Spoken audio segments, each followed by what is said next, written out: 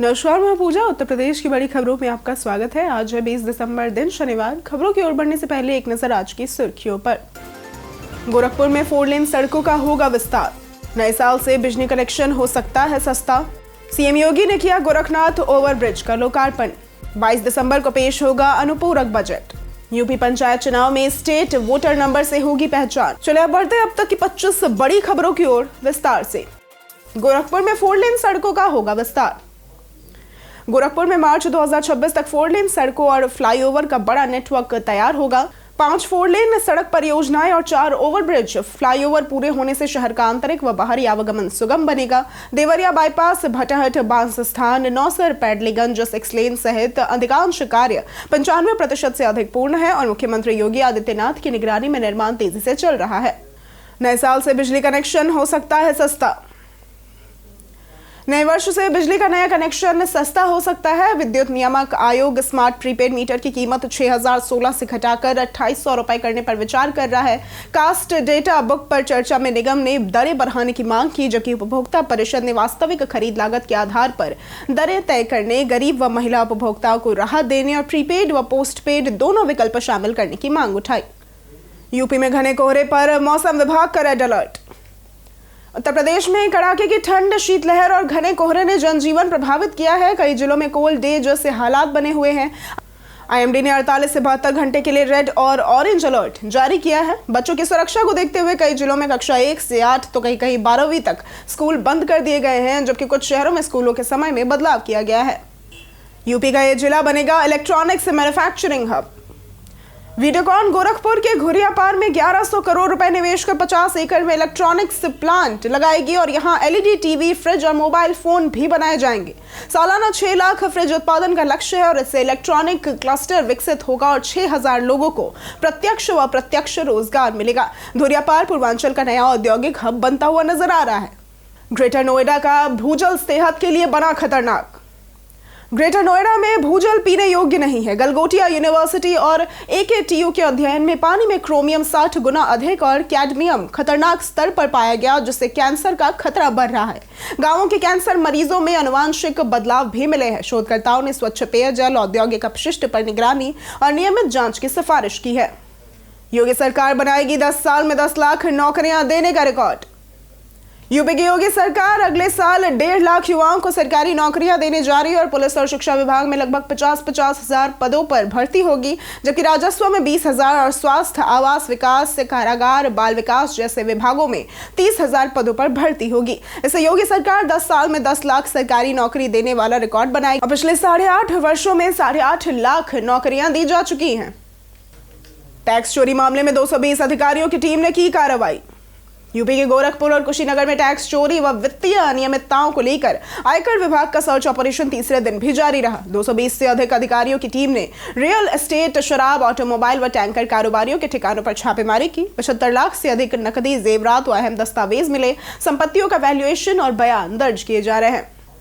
CM योगी ने किया Gorakhnath overbridge का लोकार्पण। मुख्यमंत्री योगी आदित्यनाथ ने बीते दिन शुक्रवार को 137.83 करोड़ रुपए की लागत से बने गोरखपुर ओवरब्रिज का लोकार्पण किया।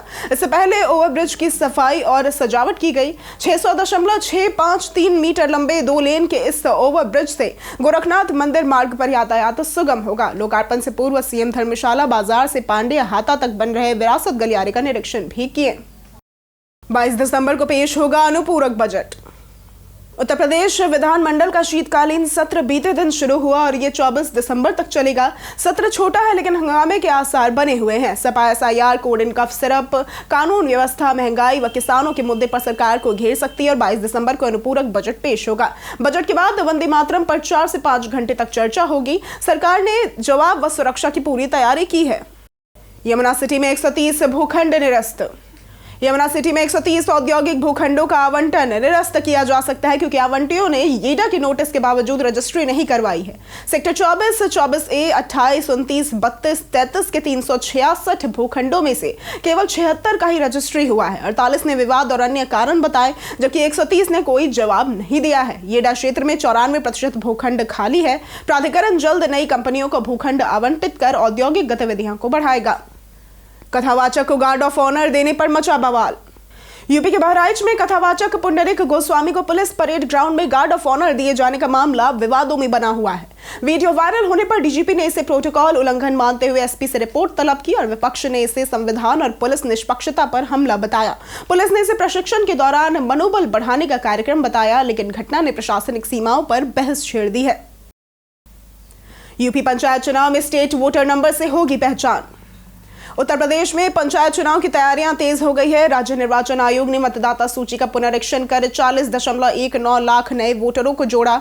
23 दिसंबर को ड्राफ्ट सूची भी जारी की जाएगी और प्रदेश के प्रत्येक मतदाता को विशिष्ट स्टेट वोटर नंबर दिया जाएगा और मतदान में फर्जी वोट रोकने के लिए फेशियल रिकॉग्निशन सिस्टम भी लागू होगा। डिजिटल डेटाबेस और तकनीकी सुधारों से चुनाव पारदर्शी, निष्पक्ष और सुरक्षित बनाए जाएंगे। गोरखनाथ ओवरब्रिज से ट्रैफिक जाम होगा खत्म। गोरखपुर में नया गोरखनाथ ओवरब्रिज तैयार हो गया है, जो शहर का पहला डबल लेन ओवरब्रिज है। 76 मीटर लंबे स्टील स्पैन और 750 टन गर्डर लगाए गए हैं। इससे गोरखपुर के 10 लाख लोगों और नेपाल कनेक्टिविटी को फायदा मिलेगा। पुराने ओवरब्रिज के ट्रैफिक जाम को कम करने के लिए अलग लेन भी बनाए गए हैं। ओवरब्रिज पर व्यू कटर, बिजली जल के लिए डक्ट और आकर्षक पेंटिंग भी है। उद्घाटन 19 दिसंबर को होगा। विश्वविद्यालय टीम ने बाल गृहों का किया दौरा। लखनऊ के ख्वाजा मोइनुद्दीन चिश्ती भाषा विश्वविद्यालय की टीम ने कुलपति अजय तनेजा की अगुवाई में सिंधी खेड़ा बालिका गृह और मोहान रोड किशोर संप्रेक्षण गृह का दौरा किया। टीम ने बच्चों का मनोबल बढ़ाया, हायर एजुकेशन के प्रति जागरूक किया और स्टेशनरी बुक्स व अलमारी वितरित की। बालिका गृह में अध्ययन सामग्री और प्रश्न बैंक दिए गए, जबकि किशोर गृह में रचनात्मक विकास हेतु ड्राइंग बुक्स व वैक्स कलर्स प्रदान किए गए। आइडियाथॉन 2025 में नवाचार की झलक। गोरखपुर के मदन मोहन मालवीय यूनिवर्सिटी में आइडियाथॉन 2025 के दूसरे दिन छात्रों के इनोवेटिव आइडिया प्रस्तुत किए गए। पहले राउंड में 350 से भी ज्यादा छात्रों में से 100 को चयनित किया गया और चुने गए विद्यार्थियों ने तकनीकी नवाचार, सामाजिक व औद्योगिक समाधान और भविष्य की संभावनाओं वाले यूनिक पेटेंट योग्य आइडिया पेश किए। विशेषज्ञों ने मूल्यांकन कर उत्कृष्ट आइडिया देने वाले छात्रों को अगले राउंड और समापन समारोह में प्रमाण पत्र, पदक व ट्रॉफी से सम्मानित किया जाएगा। उन्नाव के शशांक पटेल ने IES में हासिल की 46वीं रैंक। उन्नाव के बांगरमऊ निवासी शशांक पटेल ने यूपीएससी की भारतीय इंजीनियरिंग सेवा परीक्षा में 46वीं रैंक हासिल कर जिले का नाम रोशन किया। उन्होंने बिना किसी कोचिंग के सफलता प्राप्त की और भारतीय रेलवे में सेवा करने की इच्छा जताई। शशांक ने बीटेक इलेक्ट्रॉनिक्स में किया और कन्नौज के पॉलिटेक्निक कॉलेज में प्रोफेसर नियुक्त हुए। नागरिकों ने उन्हें फूल मालाओं से सम्मानित किया। परिवार में माता मिथिलेश कुमारी और बहन दिव्या है। अब पैक्ड फूड की तरह होगा बरेली में अंडा कारोबार। बरेली में अंडा कारोबार अब पैक्ड फूड की तरह होगा। खाद्य सुरक्षा विभाग ने शहर में अंडा उत्पादकों, थोक विक्रेताओं और वितरकों के लिए जिसमें पैकिंग और लेबलिंग के नए नियम बताए गए। अंडों पर निर्माता का पता, FSSAI लाइसेंस, पैक किए गए संख्या, मूल्य, उत्पादन एक्सपायरी तिथि आदि अनिवार्य होंगे। 6 महीने की मोहलत के बाद उल्लंघन पर कार्रवाई होगी। व्हाट्सएप ग्रुप से अपडेट दिए जाएंगे। कारोबार पारदर्शी और सुरक्षित बनेगा। अमेठी तहसील के भगनपुर ग्राम पंचायत में नहर विभाग की लापरवाही के कारण लगभग 40 बीघा किसानों के फसलें जलमग्न। अमेठी तहसील के भगनपुर ग्राम पंचायत में नहर विभाग की लापरवाही के कारण लगभग 40 बीघा किसानों की फसलें जलमग्न हो गई। गेहूं, सरसों और अन्य फसलें पूरी तरह से बर्बाद हुई है। प्रभावित किसानों में विमल शुक्ला, राजेश मौर्य, जियालाल यादव समेत कई लोग भी शामिल हैं। किसानों ने बार बार शिकायत के बावजूद कोई कार्रवाई न होने पर जिला प्रशासन से तत्काल निरीक्षण, जिम्मेदार अधिकारियों पर कार्रवाई और उचित समाधान और उचित मुआवजे की मांग की है। मऊ में उर्वरक विक्रेताओं को चेतावनी। मऊ जिले में कृषि विभाग ने थोक और खुदरा उर्वरक विक्रेताओं को ओवर रेटिंग और टैगिंग रोकने के लिए सख्त निर्देश दिए हैं। उल्लंघन करने वालों के खिलाफ उर्वरक नियंत्रण आदेश 1985 और आवश्यक वस्तु अधिनियम 1955 के तहत कार्रवाई होगी। जिले में यूरिया, DAP और NPK पर्याप्त मात्रा में उपलब्ध है। शिकायत या समस्या के लिए कंट्रोल रूम 0547-222-6271 पर संपर्क करें। उपभोक्ताओं को रसीद लेना और निर्धारित दर से अधिक भुगतान न करने की सलाह दी गई है। योगी सरकार की योजनाओं का धीमा चल रहा क्रियान्वयन। मुख्यमंत्री योगी आदित्यनाथ ने वित्तीय वर्ष 2025-26 में लोक लुभावन योजनाओं के लिए 3.88 लाख करोड़ रुपए खर्च करने का बजट रखा, लेकिन 8.5 महीने में केवल 1.38 लाख करोड़ रुपए ही खर्च हुए। कई प्रमुख योजनाओं का क्रियान्वयन धीमा रहा, कुछ पर शून्य भी खर्च रहा। अफसरों की लापरवाही से लाभ आम जनता तक नहीं पहुंच पाया। सीएम ने अधिकारियों को तेजी से बजट खर्च करने, योजनाओं को धरातल पर उतारने के निर्देश दिए हैं। वर्ष 2026 से स्वयं पाठ्यक्रम लागू। दीनदयाल उपाध्याय गोरखपुर विश्वविद्यालय ने राष्ट्रीय शिक्षा नीति के तहत वर्ष 2026 में स्नातक व स्नातकोत्तर स्तर पर स्वयं पोर्टल के पाठ्यक्रम लागू करने का निर्णय लिया है। यह व्यवस्था विश्वविद्यालय व उससे संबद्ध 350 महाविद्यालयों में लागू होगी, जिससे 2.5 लाख से भी अधिक विद्यार्थी लाभान्वित होंगे। विद्यार्थी ऑनलाइन व ऑफलाइन मिश्रित शिक्षा के माध्यम से 40% क्रेडिट अर्जित कर सकेंगे। कोडिन तस्करी पर सीएम योगी का सपा पर हमला। सीएम योगी आदित्यनाथ ने शीतकालीन सत्र से पहले समाजवादी पार्टी पर माफिया और कोडिन कफ सिरप तस्करी से जुड़े लोगों के संबंध होने का आरोप लगाया। उन्होंने जांच के बाद सच्चाई सामने आने की बात कही और सत्र की शुरुआत दिवंगत विधायक सुधाकर सिंह को श्रद्धांजलि देकर हुई। सत्र 24 दिसंबर तक चलेगा, जिसमें अनुपूरक बजट और वंदे मातरम पर चर्चा होगी। गोरखपुर को मिलेगा 4 लेन सड़कों का जाल। गोरखपुर में मार्च 2026 तक 4 लेन सड़कों और फ्लाईओवर का बड़ा नेटवर्क तैयार होगा। 5 प्रमुख 4 लेन सड़क परियोजनाएं और 4 ओवरब्रिज या फ्लाईओवर लगभग पूर्णता पर है। Deoria bypass, Nausar, Padleganj 6 lane road, Bhathat Bansthan मार्ग सहित कई सड़कों से आंतरिक व बाहरी आवागमन आसान होगा। मुख्यमंत्री योगी आदित्यनाथ की निगरानी में कार्य तेजी से चल रहा है। अस्पताल के पास शराब लाइसेंस पर उठे सवाल। इलाहाबाद हाईकोर्ट की लखनऊ पीठ ने आरएमएल अस्पताल के पास शराब की दुकान के लाइसेंस और खुलेआम शराब पीने पर कड़ी नाराजगी जताई। अदालत ने पुलिस व अधिकारियों को आदेश न मानने पर फटकार लगाई। याचिकाकर्ताओं ने बताया कि दुकान अस्पताल से 53 मीटर दूर है, जो सुप्रीम कोर्ट के 100 मीटर नियम का उल्लंघन है। अगली सुनवाई 27 जनवरी को होगी। कई कारणों से दर्ज है भारत के इतिहास में आज की तारीख।